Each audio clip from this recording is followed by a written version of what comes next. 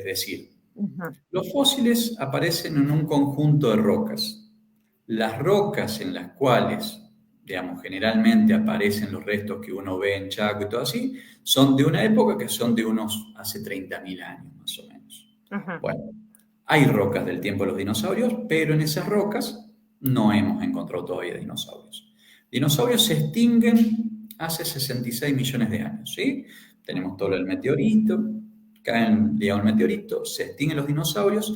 ¿Quiénes son los que aprovechan de alguna forma esta falta, digamos, de grandes depredadores? Los mamíferos. Entonces, a partir de la extinción de los dinosaurios, los mamíferos comienzan a evolucionar y a diversificarse de forma extraordinaria. Y hay un grupo particular de mamíferos que hace unos 15 millones de años comienza a evolucionar hacia formas gigantescas. ¿Y qué pasa? Hace 30.000 años, esa fauna adquiere tamaños muy grandes. Cuando uno habla de megafauna, habla de especies, principalmente de mamíferos, que tuvieron pesos mayores a 1 tonelada. ¿A Ujú. quienes tenemos ahí? Principalmente a los gliptodontes, que creo que más o Ah, menos todos los conocemos, que eran estos acorazados gigantes, que algunos, digamos, los más chiquitos por ahí tenían 2 metros, pero teníamos otros mucho más grandes, por ahí de 3 metros y algo. Animales que, a diferencia por ahí muchas veces de lo que se asume, no es que los armadillos actuales sean los descendientes, son los primos. Tienen un origen en común. Cuando ya estaban los gliptodontes, digamos, cuando todavía estaban los gliptodontes, ya estaban los armadillos. Vienen de un ancestro en común. Los gliptodontes, digamos, se extinguen y los armadillos continúan, ¿sí? continúa. Inclusive en los yacimientos paleontológicos que tenemos en el NEA, nosotros encontramos las mismas especies de armadillos actuales junto con los gliptodontes. Mm, Eso es interesante porque siempre tenemos como esa idea de que los armadillos de alguna forma evolucionaron a partir de los sí. gliptodontes. No, no, no. Justamente fueron animales paralelos, por así. El otro grupo también muy interesante es el tema de los perezosos. Los perezosos que Ujú. hoy en día lo conocemos por especies que también son muy chiquitas, son bichos arborícolas, pero que dentro de los perezosos que vivieron en Chaco, en toda la región del NEA, tenemos los vertebrados más grandes que pisaron Sudamérica para esa época. Como es, por Mm. ejemplo, el megaterio, que era un animal que parado en 2 patas llegaba a 4 metros de alto y que era un animal de una masa corporal de 3 a 4 toneladas. Era un animal muy grande, muy grande. Es muy interesante lo del megaterio desde el punto de vista por ahí, vos con el tema de la historia y todo ese tema, porque los primeros restos fósiles que llegan a Europa en los tiempos de la colonia son de un megaterio, pero todavía no estaba el concepto, digamos, de fósil. Por ende, cuando llegaron allá, ¿qué es lo que se pensó? Que era un animal que aún vivía. Entonces el rey manda grupos especiales a tratar de cazar a este tipo de animal, sin saber que justamente era un animal que ya se había extinguido hace 10.000 años. Entonces, de Mm. alguna forma tiene ese valor histórico, ¿no? Por ser el primer fósil de vertebrado que va de América a Europa. Ujú. Dentro de los perezosos no solo tenemos el megaterio, sino tenemos desde megaterio, desde otras formas más chicas, como Celidotherium, como Catoni, que por ahí eran de 1 tonelada. Yo digo más chico, pero estamos hablando de un animal que en su concepción de más chico era mucho más grande de los animales que uno está acostumbrado a ver, ¿no? Después tenemos el tema de los mastodontes, es decir, estos elefantes, por así decir. ¿Por qué le ponemos comillas? Porque justamente son formas que han evolucionado, digamos, a partir de un ancestro en común, ¿sí? Los elefantes que hoy en día conocemos tienen el mismo origen, digamos, que estos animales que pisaron corrientes, Chaco, pero siguieron líneas evolutivas muy distintas. Entonces, en un momento salieron de Asia, cruzaron Norteamérica y después ingresaron a lo que es Sudamérica. y que han sido también animales muy, muy abundantes. Después tenemos, bueno, estos Pero que que no son mencionaba. mamuts, ¿Cómo? No son mamut pero tampoco. ¿dónde Exactamente, que quedan? es ¿Dónde están los otro grupo. mamuts? Los mamut comienzan a tener un origen en común con estos, pero también en un momento se diversifican y ellos de alguna forma quedan en la parte alta, en toda la parte, digamos, del Ártico, parte de Norteamérica, todo así, quedan ahí y estos de alguna forma siguen su camino hacia el Ujú. sur, digamos. Pero son todas líneas que si, cuando uno ve las recreaciones los ve muy parecidos, pero cuando uno comienza a analizarlo digamos, de lo que es la morfología de los cráneos, de la morfología de los molares, son animales totalmente diferentes, que han tenido hábitos inclusive muy diferentes. Entonces, no teníamos el mamut lanudo, sino que teníamos estos animales que nosotros asumimos por cuestiones ambientales que por ahí eran más parecidos en cuanto a su pelaje y todo a un elefante por ahí actual, ¿no? Y hay otro muy interesante que es el Ecus. Contanos ese. Exactamente. Los caballos, yo siempre le digo a los chicos, ¿no? ¿Qué hacía un caballo fósil hace 20.000 años si justamente nosotros sabemos que el caballo lo trajeron los europeos? Y es que los caballos tuvieron dos momentos de historia en nuestro continente.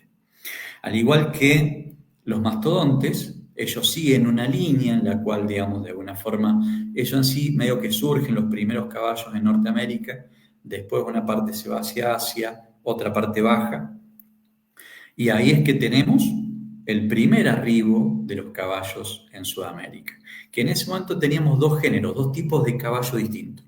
Por un lado, el Equus ameripus, que es, digamos, el mismo género que el caballo que hoy en día conocemos, y había otro que era Equidium, que era un caballo más petizo, más cabezón, digamos, tenía unas diferencias ahí morfológicas con este otro.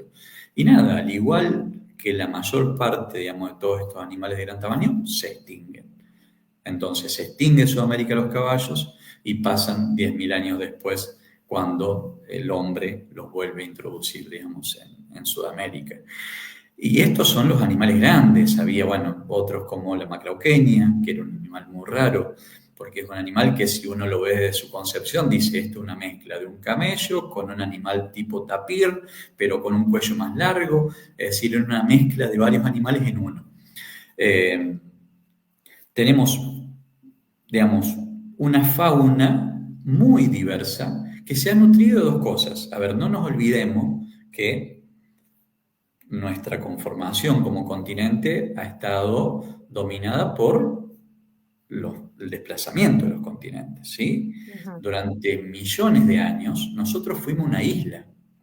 Entonces, en esa isla fue un gran laboratorio biológico en el cual aparecen los glitontes, aparecen los perezosos, aparecen los toxodontes, pero por ejemplo, esto que estábamos mencionando, los mastodontes, los caballos, recién ingresan hace unos 4 millones, digamos, de años en Sudamérica, cuando por estas cuestiones del desplazamiento de los continentes emerge Centroamérica y se crea un puente entre las dos Américas y permite un evento biológico de los más lindos que ha habido y que es el gran intercambio faunístico americano en el cual las faunas de Sudamérica se fueron para el norte y las faunas del norte vinieron hacia el sur.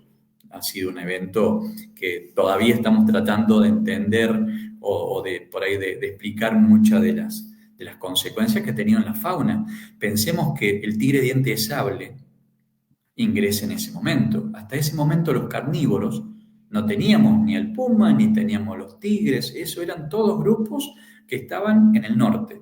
Hasta ese Ujú. momento, el rol del depredador de esas características eran marsupiales, directamente, como el Thylacophilus, que eran, digamos que vos los ves y vos ves la reconstrucción, ves el esqueleto y decís, no, es un tigre de sable. No, morfológicamente eran parecidos, pero eran de grupos totalmente distintos. Es lo que siempre hablamos de la convergencia, Ujú.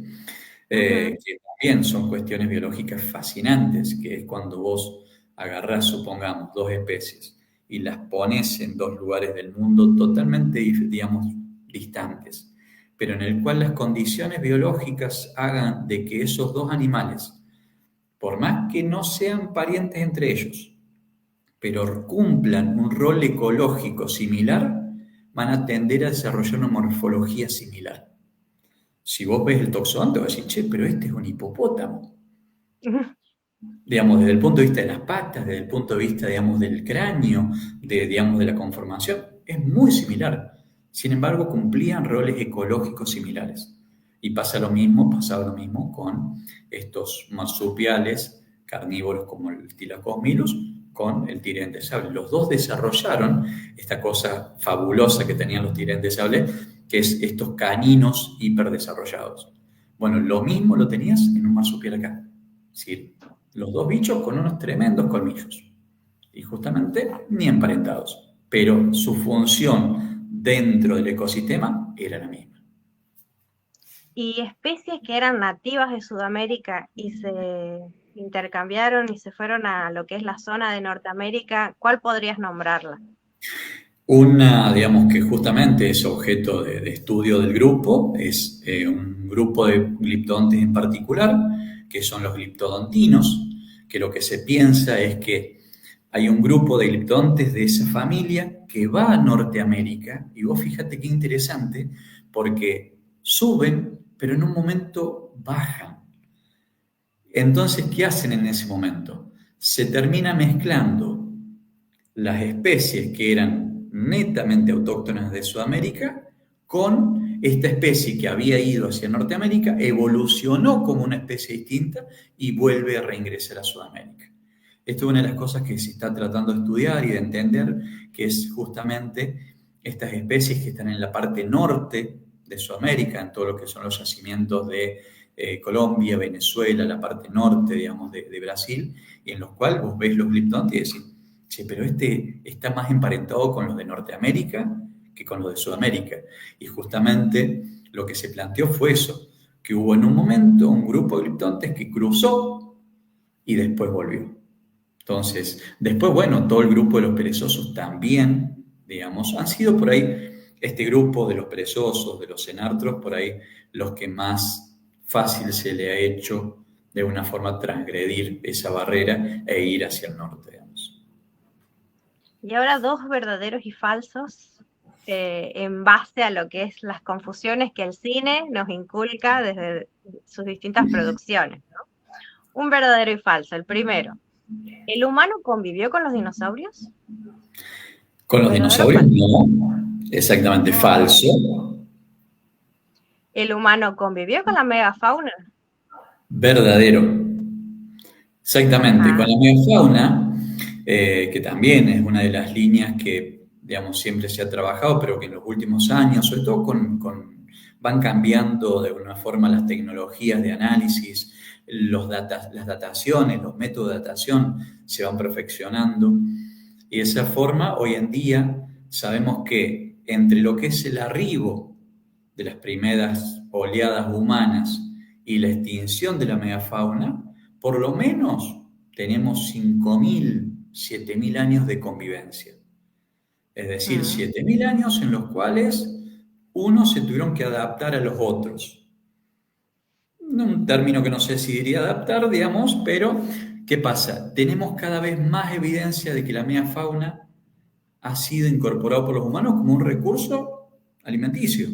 Digamos, tenemos evidencia a lo largo de toda Sudamérica de megafauna con evidencia de haber sido cazados. Por decirte, hay un yacimiento que se está estudiando hace poco en Venezuela, en el cual se ha visto que todos los gliptodontes que estaban en ese sector tenían como abollada la calota craneana. ¿Qué es lo que se está interpretando? Es que eso no es casualidad, sino que coincide el tipo de golpe o el tipo de rotura que tienen esos gliptodontes en el cráneo con que hayan sido, digamos, de una forma cazados a piedrazos, por así decirlo. En Argentina, hace tiempo que es conocido un yacimiento en la provincia de Buenos Aires, en el cual un megaterio, este animal que decíamos que era de 4 toneladas y todo el tema, se vio